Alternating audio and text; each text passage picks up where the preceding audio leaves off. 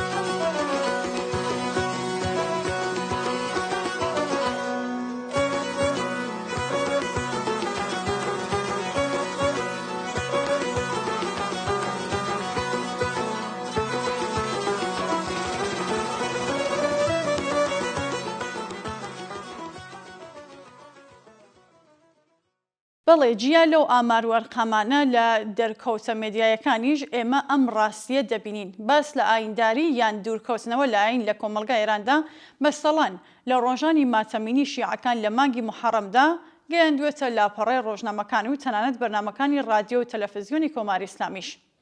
هەموو ئەو باسانەیە کە لەم بوارەدا هاتوونەتە ئاراوە لەلایەن ئەو کەسانەوەیە کە خۆیان باوەڕی ئاینیان هەیە و زۆر بەداخەوە باسی ئەم دیاردەیە دەکەن و نیگەرانی خۆیان لەوە ناشارنەوە کە کۆماری ئیسلامی هۆکاری وەها دۆخێکە.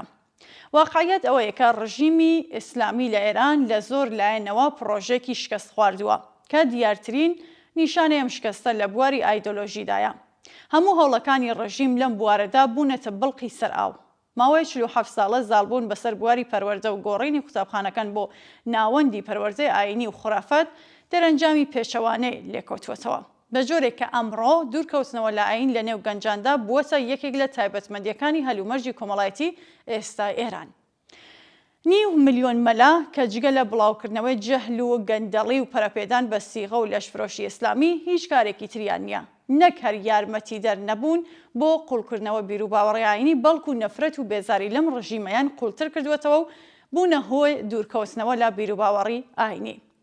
لەگەڵ هەموو ئەمانەشدا پێویستە جەخت لەسەر ئەو واقعیەتە بکرێتەوە کە ڕزگاربوونی ئینسانی کرێکار و زەحمەتکێش لە کتوبەندەکانی بیر و باوەڕی ئاینی لە ئێران کۆتایی کار نییە و هێشتا ڕێگایەکی دوور و درێژ دەبێ بەم ئاراستەیەدا بپێوێرێت.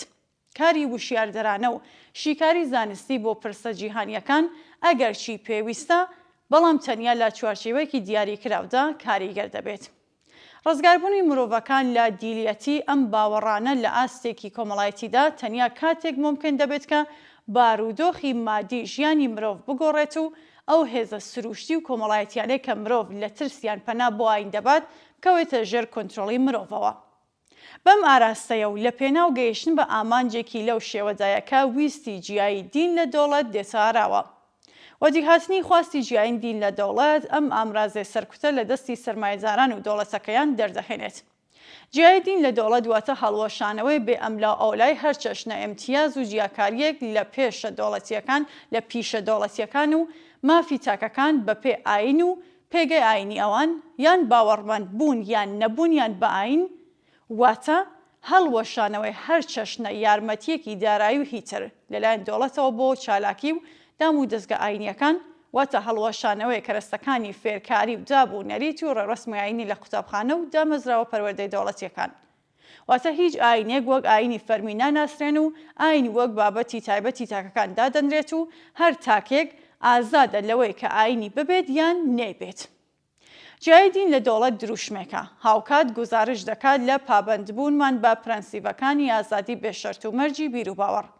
واتە جەخت لەسەر ئەو پرەنسیڤە دەکاتەوەکە کۆمۆنیستەکان چ وەک ئۆپۆزۆسیۆن و چ لە دەسەڵاتی سیاسیدا بە توندی دژی پەنابەرنەبەر، ئەجبار و زەخت و زۆر و لێکۆڵینەوە لە بیر و باوەڕ و هەروەها پێکێنانی هەڵاواردن و سنوردارکردنی یاسایی بەرامبەر بە مرۆڤە ئاینەکان و بۆ بەرەو ڕووبوونەوە لەگەڵ بیر و باوەڕی ئاینی لە کۆمەلگادا جگە لە خەباتی تیۆری و ڕۆشنگیری و پەروەردە و ڕازیکردن هیچ شێوازێکی تر بەکار ناهێنن.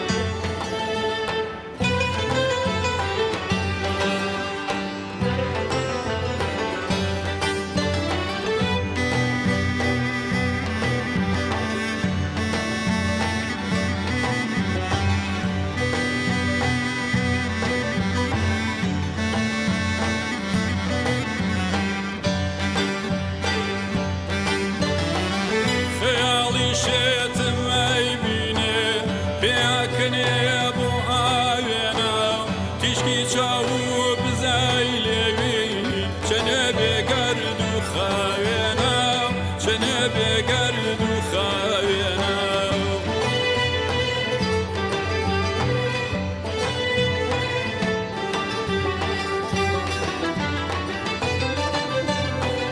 ڕیزی مێخەک بن لە مل و شەنەدارێ هەلا دەسی شەنوکەوی زولفیەکە دەیاهێنێ بە دوو دەسی لە دەوری خەرمانی ڕووخی ئەڵقا ئەڵقا وەکو زەنجیر لەشکری زۆڵف دڵی من و خەڵی لێوی یەکن ئەسیر خەڵی لێوی یەکن ئەسیر هەرکە دڵی پاییزیە ئەسیری پێچی پەرچەمە هەرکە دڵی پاییزیە ئەسیری خاڵی لای دەما ئەسیری خاڵی لای دەما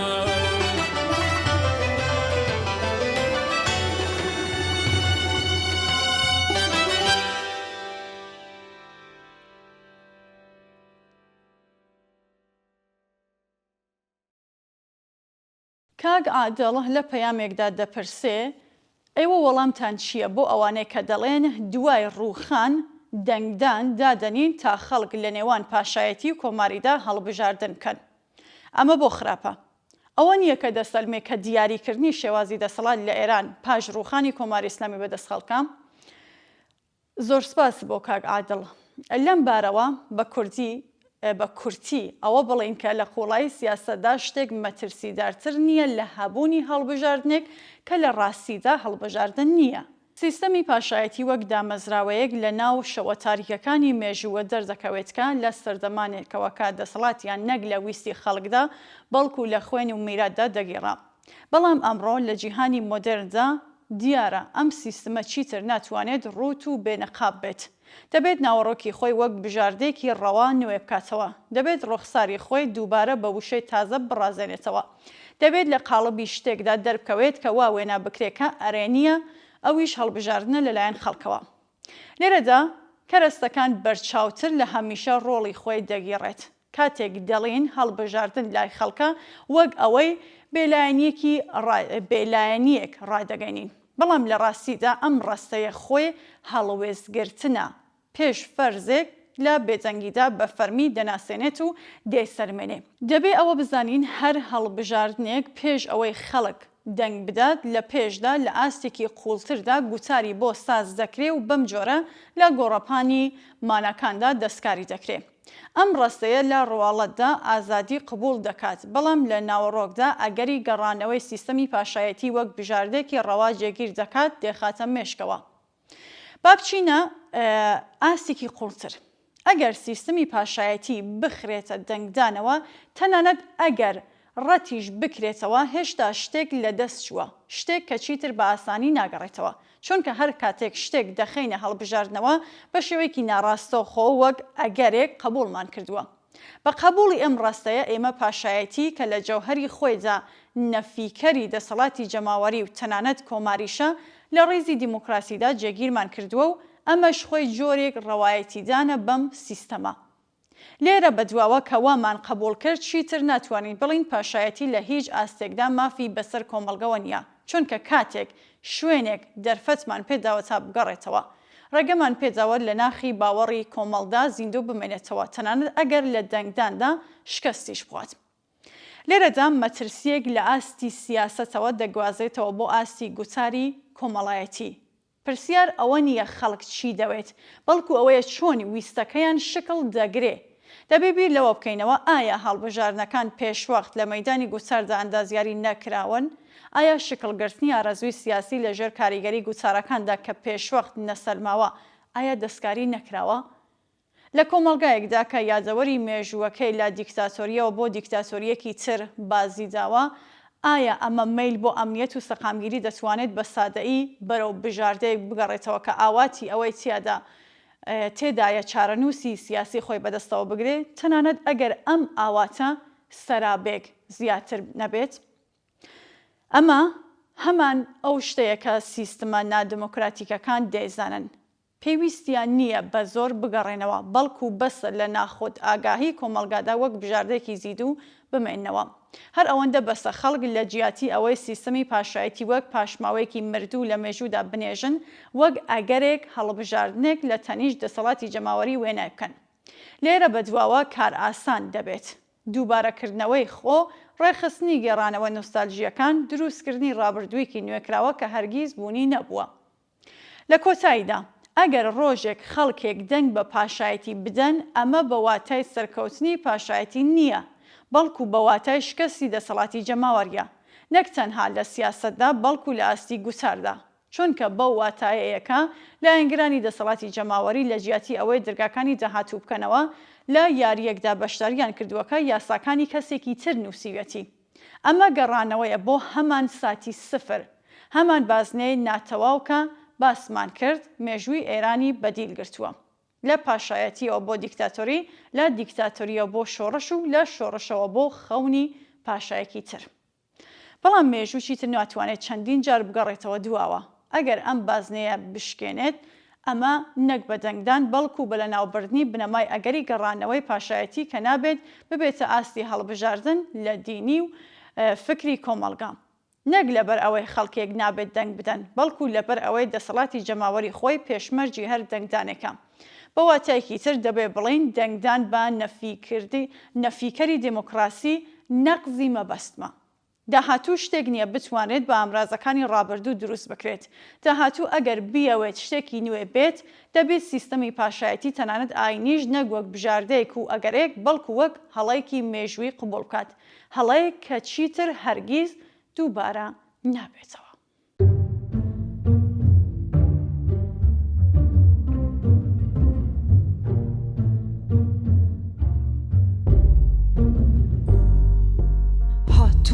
با فرم کا چون روبار راژنم هاتوم برد فرم کا لسرو چون برویم هاتوم رگ فرم کا لکیو بگم دلی خاک هاتوم گل فرم کا شیر چون جوانه به هاتوم الفرم کا تماشام چون بفریم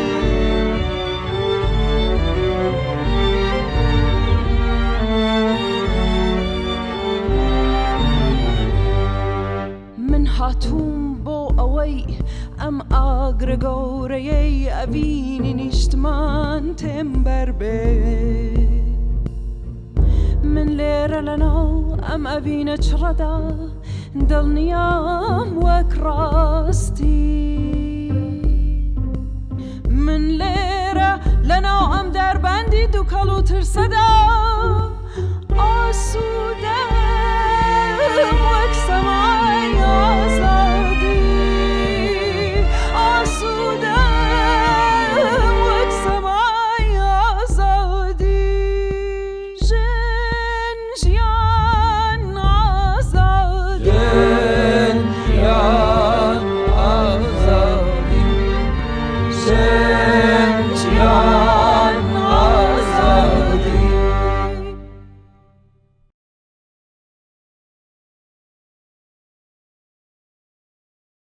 لەم بەشەی بەرنامەکەمان هەڵبەستێکی شعری شۆڕژگێر هاوڕێ محەممەد قادری لە ژێر ناوی هاتووم بڵێم پێشکەشتان دەکەم.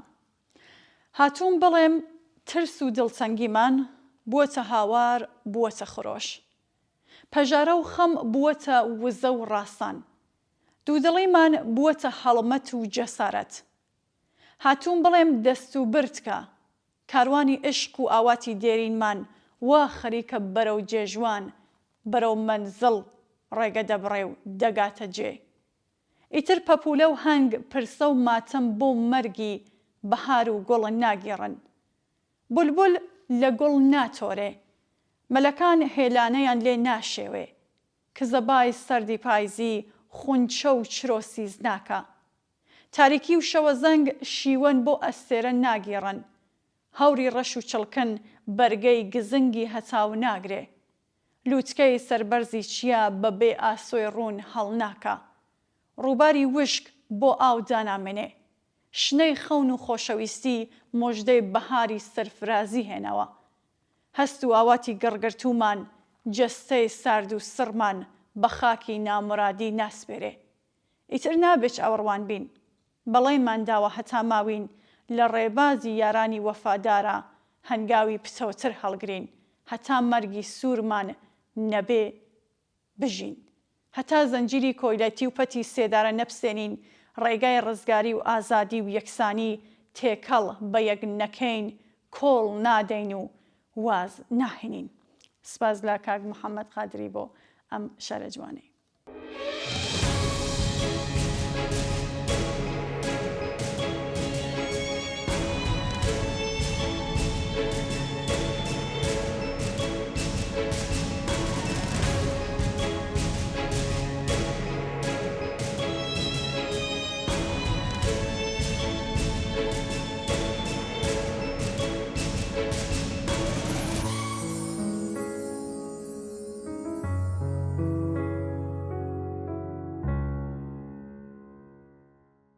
هەموو ساڵێک لە سێهەمە یەکشەممەی مانگی نۆڤامبر ڕۆژی جیهانی یادی قوربانیەکانی ڕووداوی ڕێگەوبان و هاتووشوەکان لە جیهاندا ڕێزدەگیردرێت. یادی ڕۆژێک کە بەپێی ئامارەکان هەموو ساڵێک لە جیهاندا گیانی زیاتر لە 1,300,000 کەس لە ڕێگەوبانەکان دەستێنێت و هەندێک جار دەبێتە هۆی بریندار و کەمەندانبوونی ملیۆنان کەسیش. بە کەڵگوەرگرتن لە تەکنەلۆژیا و پێویستیەکانی تر و چاکسازی یاساکان و هیتر هەرچەندە زۆربەی وڵاتانی جیهان لە ڕێگەی کەمکردنەوەی ڕوودا و پێکدادانەکانی هاتوچۆ هەنگاو هەڵدەگرن، بەڵام لە ئێران لەژێر دەسەڵاتی ڕژیمی کۆماری ئیسلامیدا کوشتار لە ڕێگەکانی ناوشار و دەرەوەی شار بووەتە کارێکی ئاسایی و ڕووداوەکانی هاتوچۆ لە ئێران بە تەواوەتی بووەتە شوێنی کوشتار و بێدەنگی خەڵک. بەپێی ئامارە ڕاگەندراوەکانی دەستگا پەیوەندیدارە حکوومەتیەکان هەموو ساڵێک زیاتر لە 20,000 کەس بەهۆی ڕووداوەکانی هاتوچۆ گیانیان لەدەستدەن و 10,000 کەس تووشی کەمەندامی دەبن و ژیانی یاسایی بۆیان سەخت دەبێت. بەڵام دامەزراوە ناحکومیەکان ئەم ئامارە بە ناڕاست دەزان و پێیان وایە ژمارەی قوربانیەکان زۆر زیاتر لەوەیە. با بزانین هۆکارە سەرەکیەکانی ئەم دیاردەیە چییە؟ نائەمنبوون و نائستانداردبوونی ڕێگاکان، بێ بەرپرسیارەتی کاربەدەستەکان، نەبوونی بەرنامەیەکی داڕێژە بۆ لابردنی کۆسپەکانی ڕێگەکانی هاتوچووی ناوشار و دەرەوەی شار، ڕەچاونەکردنی بنەما و ستانداردەکانی یاسای بواری گواستنەوە، هەڵەی مرۆیی، کەمبوونی کەرەستەکانی گواستنەوە، بێکواڵێتی ئۆتۆمۆبیلە ناوخۆیەکان، ڕەچاونەکردنی پرۆتۆکۆلەکانی ژێرخانی ڕێگەوبان. ئەمانە لە سەرەکیترین هۆکارەکانی ڕووداوەکانی ڕێگەوبان لە ئێران دادەنێن. بەرپرسی پۆلیسی هاتوچوی فەراجا بە بۆنەی ڕۆژی گواستنەوە ڕایگەیاند ساڵی ڕابردوو نزیکەی 20,000 کەس بەهۆی ڕووداوەکانی هاتوچۆ لە ئێران گیانیان لەدەستاوە. ئەم ئامارە نیشانی دەدات کە لە بواری کەمکردنەوەی ڕوودا و کوژرانی ڕێگەوبان لەگەڵ کێشەی جدی بەرەوڕووبووینەتەوە. واقعیت ئەوەیە کە ڕووداوەکانی ڕێگەوپان یەکێکە لە ئاڵنگاریە سەرەکیەکانی ئەمنیەت لە ئێران. ئامارە جیهانیەکان نیشان دەدەن کە ڕێژەی مردن بەهۆی ڕووداوەکانی هاتوچۆ بە بەراورد لەگەڵ ژمارەی دانیشتوان و ئۆتۆمۆبیل لە ئێران نزیکەی 14 هێندە زیاترە لە وڵاتی سوئید و 10 هێندەش لە وڵاتی ئاڵمان زیاترە. زۆرترین هۆکاری مردن لە نێوان گەنجانی 15 بۆ 30 ساڵدا لە ڕووداوەکانی هاتوچۆدا ڕاگەندراون. ڕێگاکانی نێوان شار بە تایبەت ڕێگا قەرەباڵغەکانی وەک ڕێگای قۆمتاران یان ڕێگای هەراز بوونەتە ناوەندی سەرەکی ئەم ڕووداوانە. بەپێی راپۆرتی ڕێکخراوی تەندروستی جیهان، ئێران لە ڕووی ڕێژەی مردن بەهۆی ڕووداوەکانی ڕێگەوبان لە بەرزترین پلەی جیهانیدایە. ئەم هەڵسەنگاندنە ئاماریە نیشان دەدات کە کارەساتە مرۆیەکان لە ئێرانی ژێردەسەڵاتی کۆماری ئیسلامی تەنها خۆی لە بەربڵاوی جینایەتە بەردەوامەکانی حکوومەتدا نابینێتەوە، بەڵکو گەلێک ڕوودا و کارەساتی پێشبینی کرا و شیاوی پێشگیریش لە بۆستەدان تاکو گیانی مرۆڤەکان بسێنن. کۆماری ئیسلامی تەنها بەهۆی ژمارە لە سێدارەدانی زیندانیانی بێدفاع نییە کە خاوەنی پلەی یەکەمە لە جیهاندا. ئەم ڕژیمە شوێنی کار و ژیانی سروشتی کرێکاران و زەحمەتکێشانیشی کردووە بە قەتڵگا. هەر کات دەکرێت شایەتی ڕووداوێکی دڵتەزێن، ڕووداوێکی چاوەڕوان نەکرا و کارەساتێکی مرۆیی بین. کۆماری ئیسلامی سەرەڕای جینایەتە بەردەوامەکانی هێندە بەرامبەر بە تەندروستی ژینگەی هاوڵاتیان نابەرپرسیار و ئەمنیەتی شوێنی کار و ژیانی خەڵک و بەتایبەت کرێکارانی هێندە تێکداوەکە هەر گۆشەیەکی شوێنی کار و ژیانی خەڵک بووەتە بەستێنێکی لەبار بۆ ڕووداوەکانی هەر ڕوودا و کارەساتێکی تاڵ و دڵتەزێن. پەرەسەندنی ڕووداوەکانی ڕێگەوبان لە ئێران هۆکاری زۆری هەیە کە لە هەموویاندا شوێنپێ ڕژیمی دەسەڵاتدار و سیاسەتەکانی بەرچاوە. لە دروستکردنی زۆربەی ڕێگاکانی ئێراندا سەرەتاییترین ستانداردە نێودەوڵەتیەکان ڕەچاو نەکراون. ڕێگاکانی ئێران بەهۆی بێتوانایی و نالێهاتووی بەرپرسانی ڕژیم لە بواری بەڕێوەبردنی هاتوچوو ناشار و دەرەوەی شار لە زمرەی مەترسیدارترین ڕێگاکانی جیهانن. لە ناو شارەکاندا گەلێک ڕوودا و بەهۆی نەبوونی پرد و تونەلەکان تێبەڕبوونی پیادە و لە زەرف شوێندا بەهۆی کەمی سەرەتاییترین خزمەتگوزاریەکانی وەک چرای هاتوچۆ، هێڵکێشی شقامەکان، تابلۆ هێماکانی لێخوڕین و هیتر ڕوویان داوە کە بە ئاسانی دەکرا پێشگیریان لێ بکرێت. ئاماری مردن لە ئێران بە زۆر هۆکار بووەتە دیاردەیەکی سەرسوڕهێنەر. مردن بەهۆی پیسبوونی هەوا، مردن بەهۆی ڕووزاوەکانی هاتوچۆ، هەر تاوناساوێک تەقینەوەی کارەساتبار، مردن بەهۆی کارەساتە سروشتیەکان و مردنی منداڵان بەهۆی کێشەی دەرمان و خۆراک. ئەم بابەتە ئەوەندە دووبارە بووەتەوە کە وەک بڵی خەڵک بە دووبارە بوونەوەیان ڕاهاتوون. لەم نێوانەدا ئاماری زۆری مردن بەهۆی ڕووزاوەکانی هاتوچۆ لە هەمووی دڵتەزێنترە.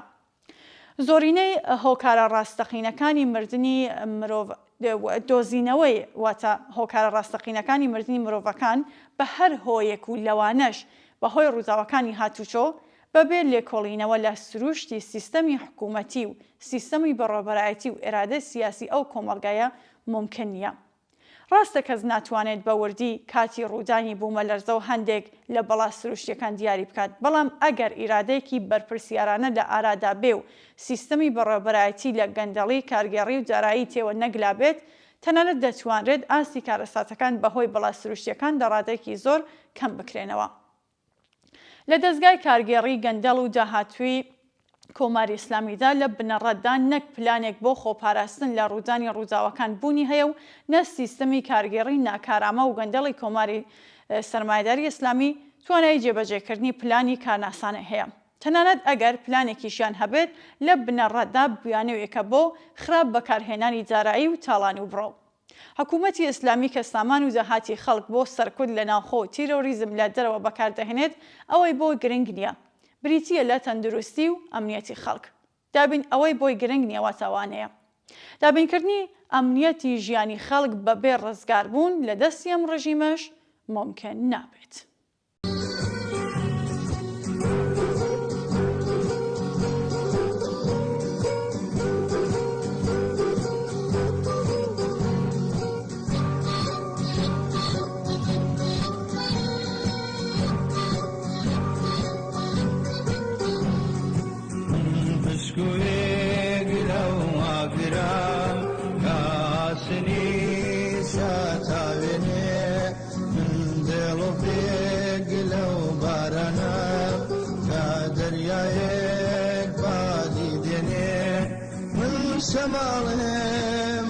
شماڵی هێڵەشنەی بەسۆز و تاو بەسۆز و تاو دامە و بەهار بەفریداگیر کاری وڵاتەکەم باوەکەم باو منژی لەمۆ مەوژی لەموای دوایە زەران ئەولێ پلان نیسانەوە گردە هاویم مەیڵی مەوە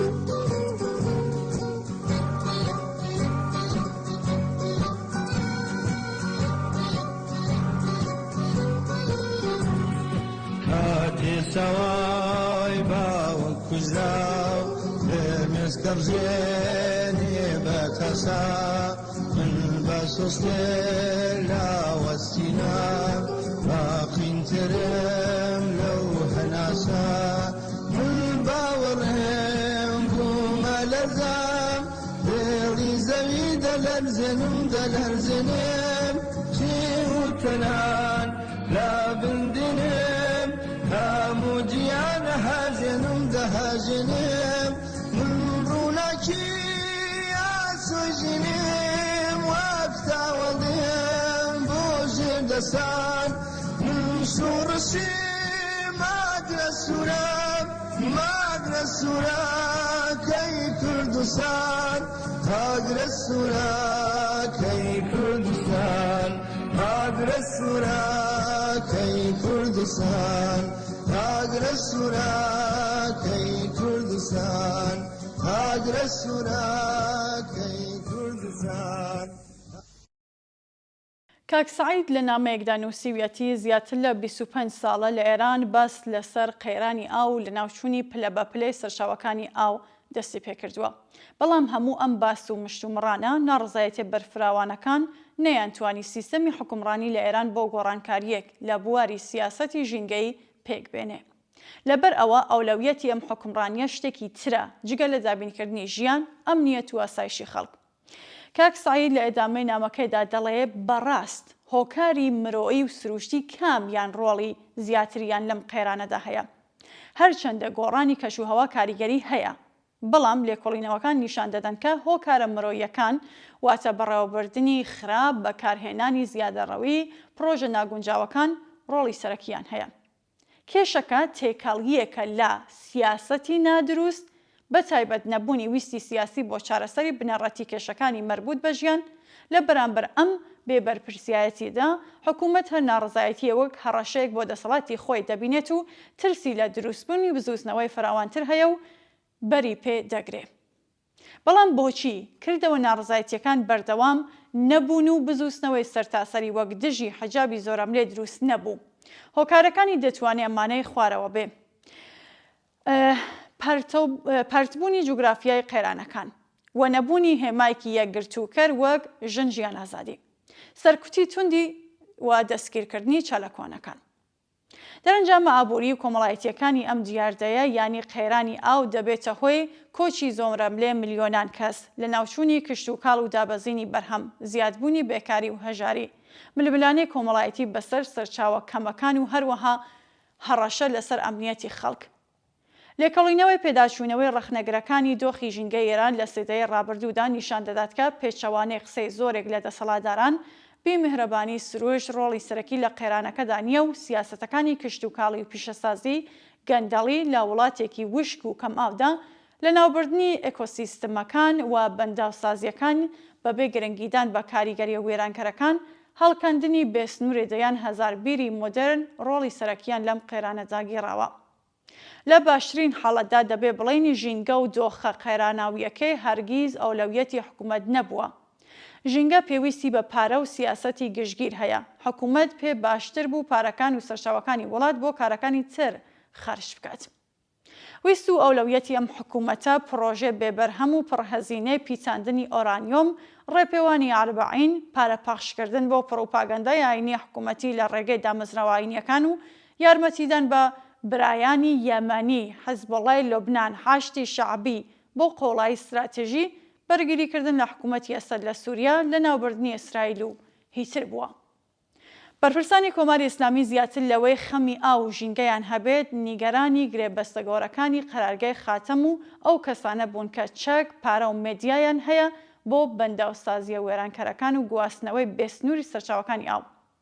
گەندەڵی بەرفراوان لە بەڕێوەبردنی ئاو و بوونی مافیای ئاو یەکێکە لە هۆکارەکانی لە ناوچوونی سەرچاوەکانی ئاوی ئێران. ژینگە تەنیا بابەتی حکوومەت نییە، ژینگە کەلتورێکە، هۆشیارێکی مێژوویە و شێوازێکی ژیانە لەم جیهانەدا.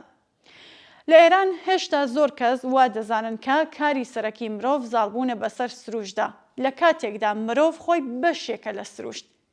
بەبێ گۆڕینی کەلتوری گشتی، تێگەیشتن لە پەیوەندی گونجاو لە نێوان ئابووری و ژینگە، تێگەیشتن لە واتای گەشەی بەردەوام و لایەنە کۆمەڵایەتی کەلتوری و ژینگەیەکانی، چاودێری ژینگە و سیاسەتی کارە لەم بوارەدا نابێتە کارێکی گشتی. حکوومەت لەم بوارەشدا هەر کارێک پێویست بوو ئەنجامیدا تا ئەم کەلتورە بە شێوەیەکی سربەخۆ لە ناخۆی کۆمەلگادا بڵاو نەبێتەوە. ئەمڕۆ ئێرانتینوە، بەڵام هێشتا هەواڵێک لە سیاسەتێکی گشتگیر و دووربین نییە. قسەکانی بەرپرسان دروشمی و خۆرافین. حکوومەتەکەیان وشکە ساڵی بە ئەنجامی گوناهەکانی خەڵک و بێحجابی دەزانن. خامنەی بانگەواز بۆ دوعا و نوێژ دەکات. وەزیری ئاو باس لە پرۆژە گەورەکانی شیرینکردنی ئاوەکانی باشوور دەکات. سەرۆکۆمەر دەڵێت شیرینکردنی ئاو لە ڕووی ئابووریەوە بە قازانج نییە. ساڵانێکە هەمویان لە جیاتی سیاسەتگوزاری دروست و چارەسەری کارە تەنها قسەی بێبنەما دەکەن. واقعیت ئەوەیە کە تا ئەو کاتەی ڕژیمی سەرمایه‌داری کۆماری ئیسلامی لەسەر کارە و نان، کار، شوێنی نیشتەجێبوون و ئازادی و ژینگەی خەڵکی بەبارەمتە کردووە، ئاسوویەک بۆ چارەسەرکردنی ئەم جۆرە کێشانەی کە بەرەوکی بە زۆربەی هەرە زۆری خەڵکی ئێران گرتووە بەدی ناکرێت.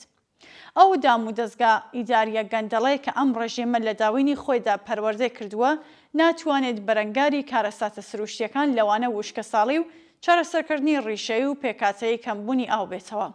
بۆ ئەم ڕژێمە کاری لە پێشینە بەردەوام بریتی بووە لە سەرکوتی خەباتی دادپەروەرانە و ئازادی خوازانای جەماوەر و دەستبەسەر و زیندانیکردنی نەیارەکانی. ئەم ڕژیمە وەڵامی هیچ داخوازیەک بەبێ ئەوەی لەلایەن خەڵکەوە هەست بە مەترسیەکی جدی بکات ناداتەوە. ئێران لەسەر دەریایەک لە سامانی سروشتی هەڵکەوتووە. ئەگەر دەسەڵاتی سیاسی بکەوێتە دەستی خاوەنە ڕاستەقینە و بەتوانەکانی جەماوەر، بێگومانەوە کێشانەی کە ژیانی ئەمڕۆی زۆربەی کۆمەڵانی خەڵکی بەم شێوەیە وێران کردووە چارەسەر دەبن.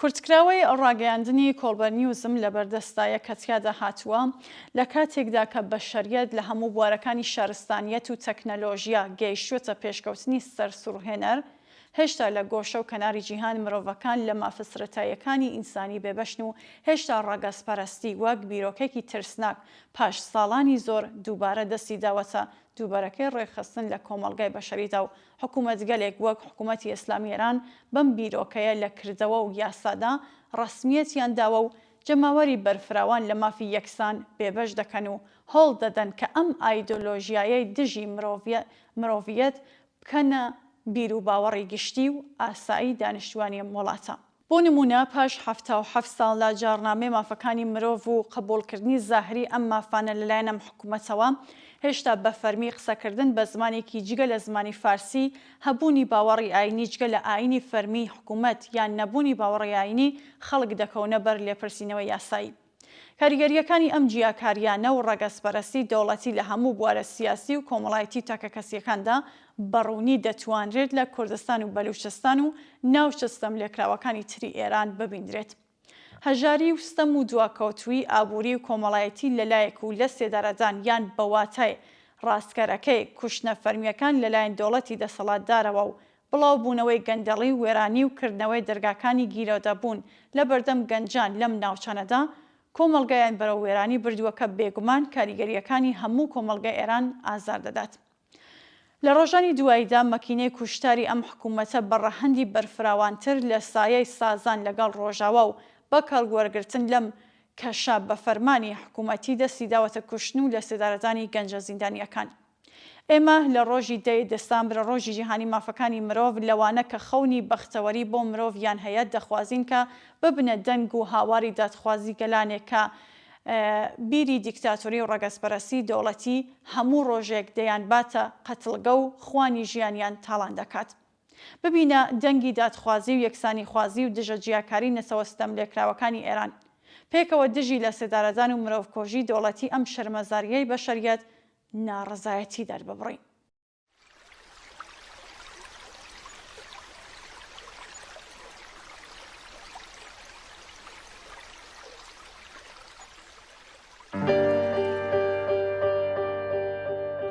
ندانم ای غزالم از چه دشت زمانی از سر کوی گذشت ندانم ای غزالم از چه دشت زمانی از سر کوی گذشت غریب شاخ نوشان شب افروز بشد خاموش و در برنگشت ببین موی تو آشوب جان شد نگهبان غمت پیر و جوان شد اگرچه اول صبح است بنگر که بر پا آتش آخر زمان شد اگر آن یار رنگ دازد نقابش شود روشن جهان از آفتابش به خاک سرد پوشیدند آن دو ببیند شب به شب یک شهر خوابش به خاک سرد پوشیدند آن روی ببیند شب به شب یک شهر خوابش ببین موی تا شوب جان شد نگهبان غمت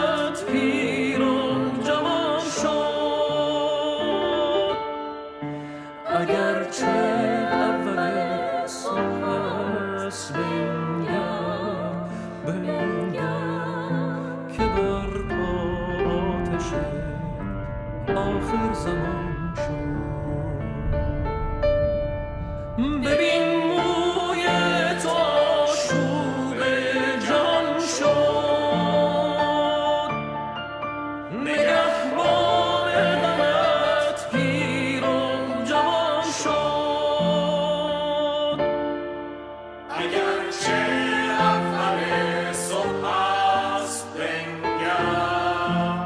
بنگر که برپا آتش آخر زمان شد که برپا آتش آخر زمان شد ببین موی تو آشوب جهان شد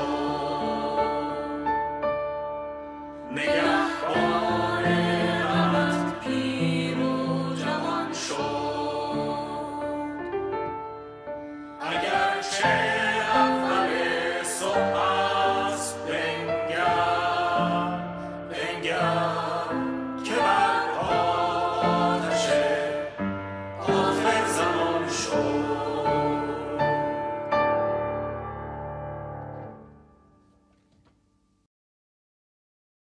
کاک فەرمان لە نووسراوەیەکدا باس لە ئاپارتایت دەکات و نامەکەی بەم پرسیارەوە دەست پێ دەکات کە ئاپارتایت چییە و بۆچی من پێم وایە کۆماری ئیسلامی سیستمێکی ئاپارتایدی تەواوە. وشەی ئاپارتاید لە ڕووی وشەسازیەوە واتە جیاکردنەوە و جوداکردن کە لێ سیاسەتیشدا هەر بە هەمان مانایە. ئاپارتاید بە شێوەیەکی سەرەکی پەیوەندی بە جیاکاری ڕەگەزی دژی ڕەشپێستەکان لە ئەفریقای باشوور هەیە کە بە شێوەی دەوڵەتی سیستماتیک و یاسایی جێبەجێ دەکرا.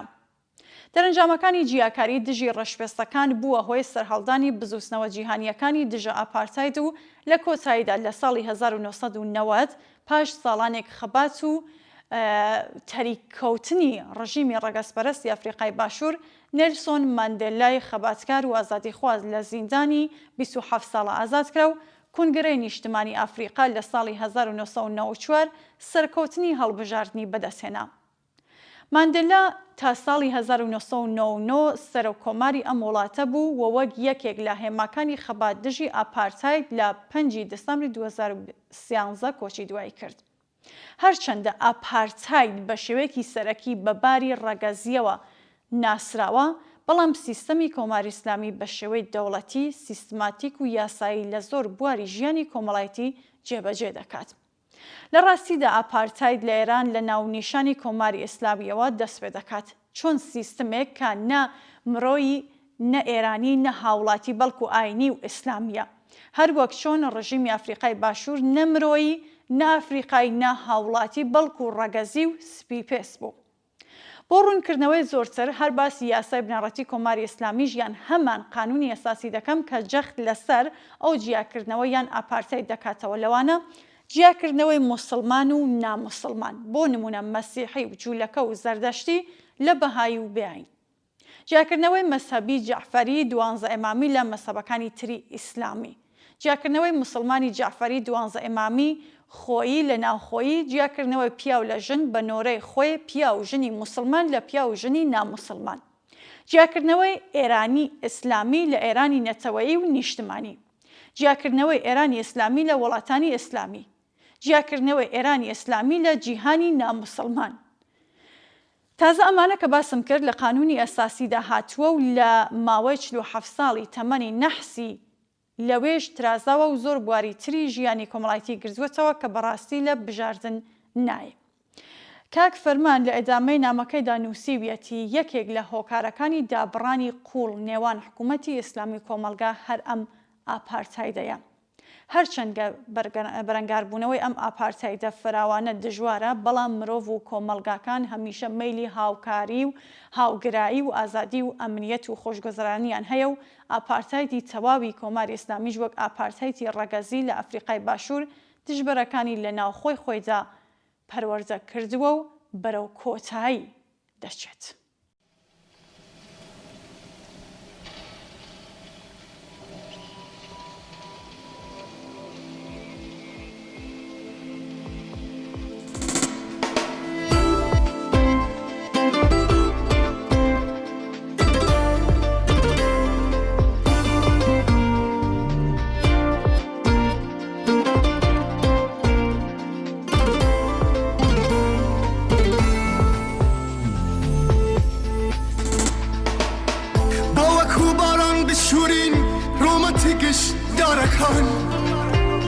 کشتی دریا چین خونی ماس یخم بارکان بابا گریجی گنم رنگین بکین گش دشتکان بو هجاری سفرکان من با بخنین شیرینان بو هجاری سفرکان من با بخنین شیرینان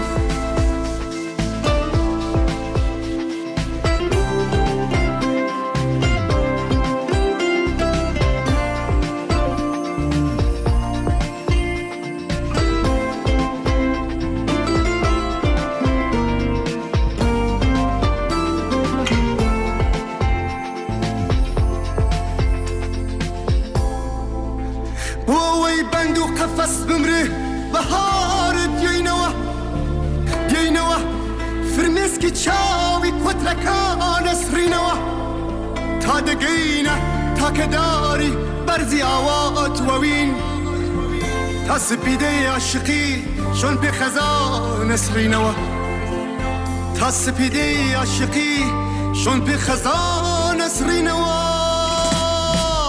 تا که روژه بیتدی خونی من علانی هجار رول الشاري خونكان أبرينوا قشت رقكان بولامس قرتني خون وخيال يا سمان پنجري روناكي الروينين لسر ديواركان پنجري روناكي الروينين لسر ديواركان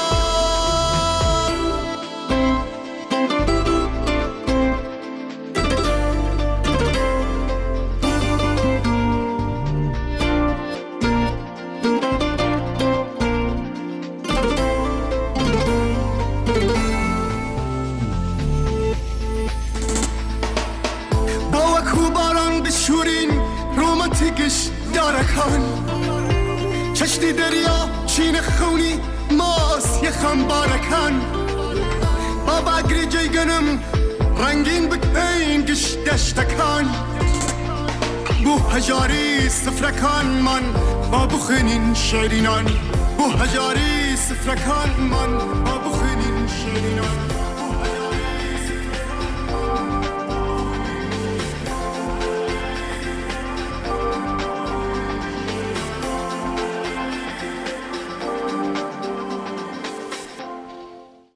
هاوڕێی ئاسۆلە یادداشتێکدا نووسیویەتی راپۆرتی ساڵانەی ڕۆژنامەنووسانی بێسنوور دەری زەخاتکە ئێرانە لە ڕێزی ئەو وڵاتانەیەکە زۆرترین ژمارەی ڕۆژنامەنووسی دەست بەسەرکراوی تیادایە و 21 ڕۆژنامەنووس دەست بەسەرکراون و یەکێکیان بێسەر و شوێنە. لە دوای هەر سێ وڵاتی چین، رووسیا و میانمار کە لە سەروی لیستی ئەو وڵاتانەدان کە زۆرترین ڕۆژنامەنووسانیان تیادا دەست بەسەرکراوە، هەر یەکە لە وڵاتانی بێلاڕووس، ڤیەتنام، کۆماری ئازەربایجان، ئێران، مسر، ئیسرائیل و ساودیە لە ڕیزبەندی دواتردان. تیبۆ برۆتین بەڕێوەبەری گشتی ڕۆژنامەنووسانی بێسنوور لە هەمان کاتدا کە راپۆرتی ساڵانەی ڕێکخراوەکەی لە سێشەمە 18 سەرماوەز بڵاو کردەوە، تاوانەکانی دژی ڕۆژنامەنووسانی بە ئەنجامی خۆدزینەوەی حکوومەتەکان لە سزا ناوبرد. لە راپۆرتەکەدا جەخت لەوە کراوەتەوە کە لە ئۆکراین سوپای رووسیا بەردەوامە لە بە ئامانجگرتنی ڕۆژنامەنووسانی دەرەکی و ئۆکراینی. جێگای ئاماژەیە 12 خەزەڵوەر کۆمەڵی ڕۆژنامەنووسانی پارێزگای تاران بەیاننامێکی بڵاو کردەوە هۆشداریدا سەبارەت بە شەپۆلی نوێ هێرش بۆ سەر مێدیاکان و دۆخەکەی لە ئێران بە نیگەرانی ناوبرد.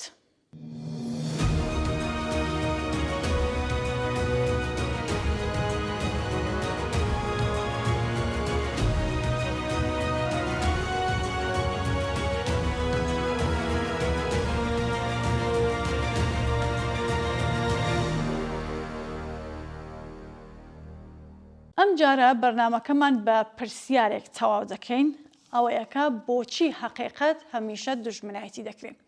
بەڵام بە تۆزە حەیک بدەین بۆ ئاسانکردنی وەڵامەکەیش. بەڵێ حەقیقەت یان ڕاستی دوژمنی هەیە نەک لەبەر ئەوەی خراپە، بەڵکو چونکە ئازاری هەیە. ڕاستی هەمیشە سێ دوژمنی گەورە هەیە. مێشکی مرۆڤ لە واقعیەت دەرترسێت. مێشکی ئێمە ئاسوودەخواز و ڕاحەت تەڵەبە. ڕاستی ئەم ئاسوزەیە دەشکێنێت. هەر بۆیە خەڵک لە جیاتی ئەوەی واقعیەت قبول بکەن پێیان باشترە ڕاستی ڕەتکەنەوە. ئێدارەی کۆمەڵگا لەسەر بنەمای وەهم یان هەمان تەوەهۆم بەڕێوە دەچێت، نەک ڕاستی، چۆن وەهمەکان ئارامی دەبەخشن. دەڵێن ئەم ڕێگایە ڕاستە، ئەم نەریتە پیرۆزە، ئەم بیرە هەمیشە دروستە، بەڵام بە پێچەوانە ڕاستی پرسیار دەکات و ئارامی یان ئەو وەهمە ساختەگیانە دەشێوێنێ.